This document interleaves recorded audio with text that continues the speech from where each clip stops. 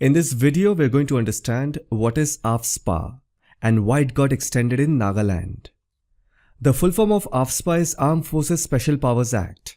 By the name, you can easily figure out that this law gives some privileges and powers to the armed forces and Central Armed Police Forces of India. Before that, you need to understand that this law is imposed in areas which are highly disturbed areas. Disturbed areas are those places where you will find high number of insurgency. These are usually border states. You know, a lot of people cross border illegally with an intention of carrying out anti-state activities and many other forms of armed rebellion. That is why you will find AFSPA in places like Jammu, Kashmir and to the 7 states of the Northeast. Now, what are those special powers and privileges that the armed forces get under this law? Wherever this law is imposed, the armed forces or the central police forces have the right to conduct operations which include searching of local people's premises, vehicles, as well as arresting without a warrant. And if at all anyone is found to be acting against the law, the armed forces also have the right to open fire at anyone who is acting against law and order. This law also prohibits a gathering of 5 or more people. In other words, this law protects the armed forces against any form of legal prosecution. It gives them legal immunity to bring back order in areas that are designated as disturbed areas. Now, when I say that this law gives the armed forces a free hand in conducting search operations and taking necessary actions based on any given situation, you must not see this thing in such a way that as if there is no accountability. It is not like that. On the face value, this law seems to be harsh, may even look like a symbol of persecution, tyranny, or an object of hate. Perhaps it also creates an environment of mistrust between the local people and the Indian government. But then you must understand that the Indian Armed Forces as well as the Indian paramilitary forces, when compared to other forces in the world, they hold the highest morals and ethics when it comes to doing their job. There is a wonderful line. It says, "You will find paradise under the shade of swords." It means if you want your country to be a paradise, you should be willing to defend your country against violence. In all practicality, you cannot defend anything in this world with peace. It only looks good in books, but it is not possible in reality. If you want peace, you need to be prepared for war. So the point that I'm trying to make is, armed forces are a must for any country, even for India. There is no two thoughts in it. But now the question comes regarding the misuse of AFSPA, or what if the government uses AFSPA as a tool and abuses its power? From a democratic standpoint, this is a legitimate question. Now what you need to understand is that it is not that easy for any government to misuse AFSPA. I'm not saying a government cannot do it. In fact, a government can do anything. Even you and I can do anything with a kitchen knife, right? But we don't do it. We use it for the right intended purpose. Similarly, a government cannot do a lot of things. They have all the powers in their hand, but it is not that easy to misuse AFSPA. If Parliament is an institution, so is the Indian Army, Indian Navy, Indian Air Force, BSF, ITBP, CRPF, SSB, the Indian Judiciary, National Human Rights Commission. So all these are individual institutions and they are highly competent as well as professional. They cannot and they will not intentionally do anything that would tarnish their reputation. But then mistakes happen. Galti sabse hoti hai. I want you to listen to this carefully. Even the armed forces can make mistake. It could be due to intelligence failure, insufficient input. There are hundreds of uncertainties. हमारे armed forces के द्वारा human rights violation हुए हैं. गलतियां हुई हैं, बिल्कुल हुई है. Every country's forces in the world have made mistake.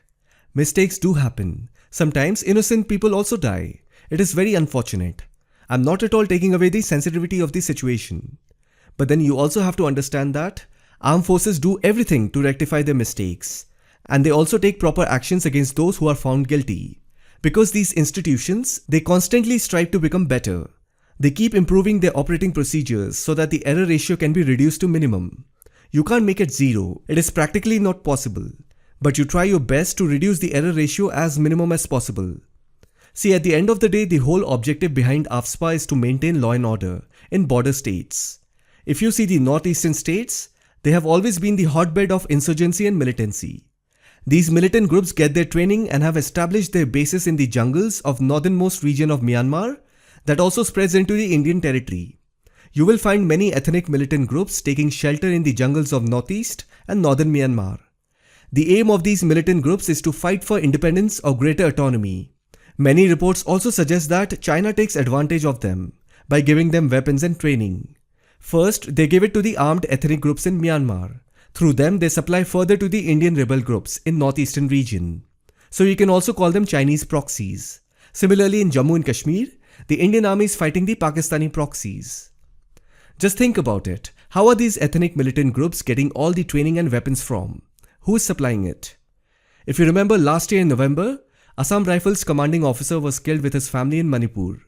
They were basically ambushed by militants in Manipur. Even Manipur is a border state. Now the question is, who gave them training? Where did they learn how to plant IEDs? Later it was found that it was Pre-Pak who did this.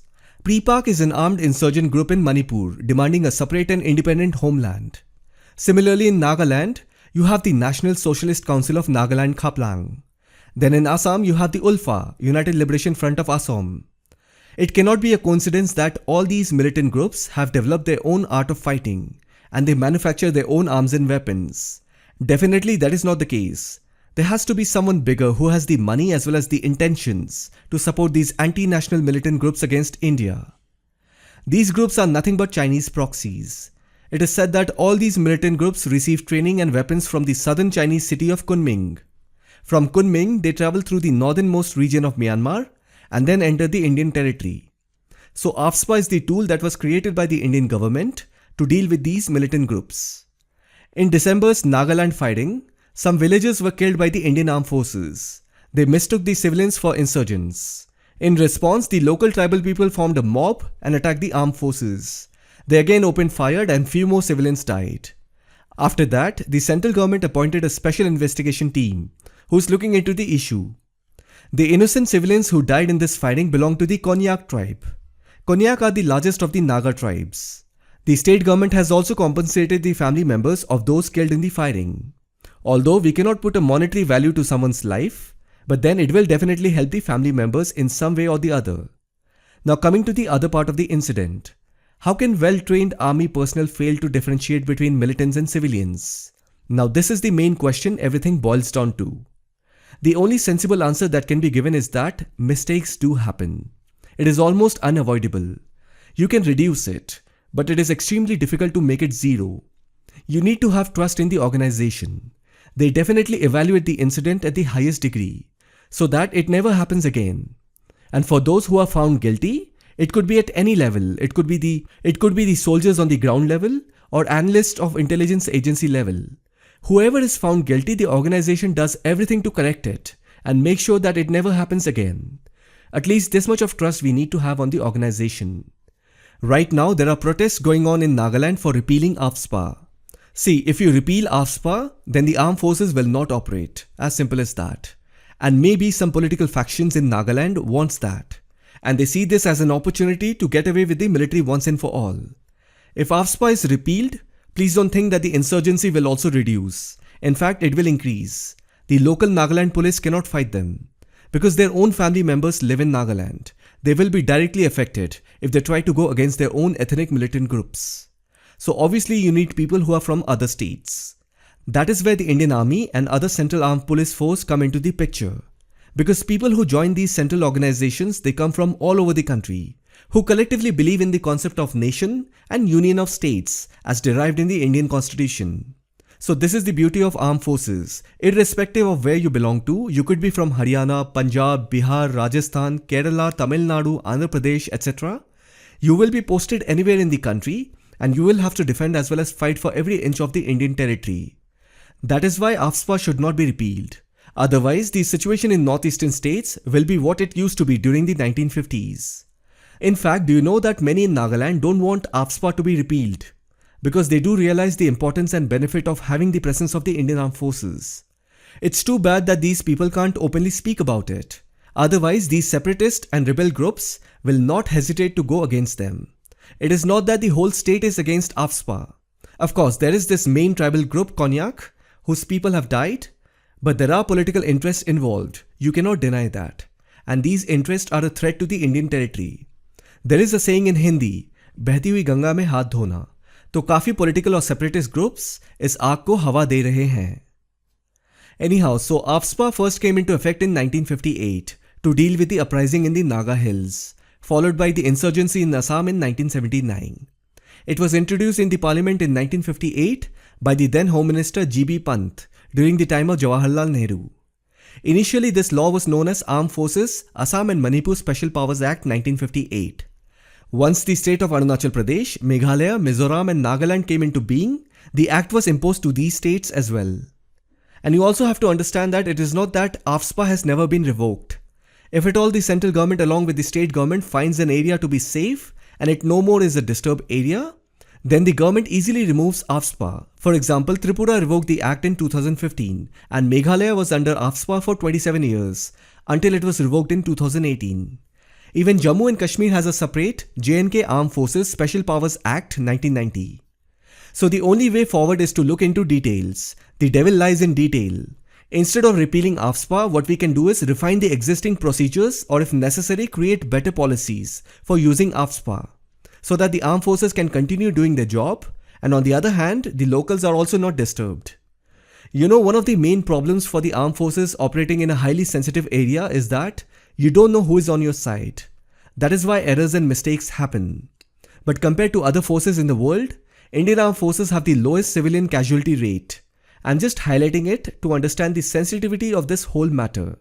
When you don't know who is on your side, and then you also have the pressure of delivering 100%, just try to imagine the odds. Militants have to win once. Our armed forces have to win every single time. And then there are mistakes, errors. Just imagine the pressure of such odds. Anyhow, I'm not trying to justify what happened in Nagaland. It is unfortunate and sad. At the same time, protecting the nation is also not easy. If our country is safe, then our families are safe. Only then the idea of democracy can be enjoyed. So the solution is not in repealing. Improvements can be made to our high-value assets by carefully and diligently identifying gaps and filling it with appropriate measures. I hope you find this video informative. Thank you for watching it.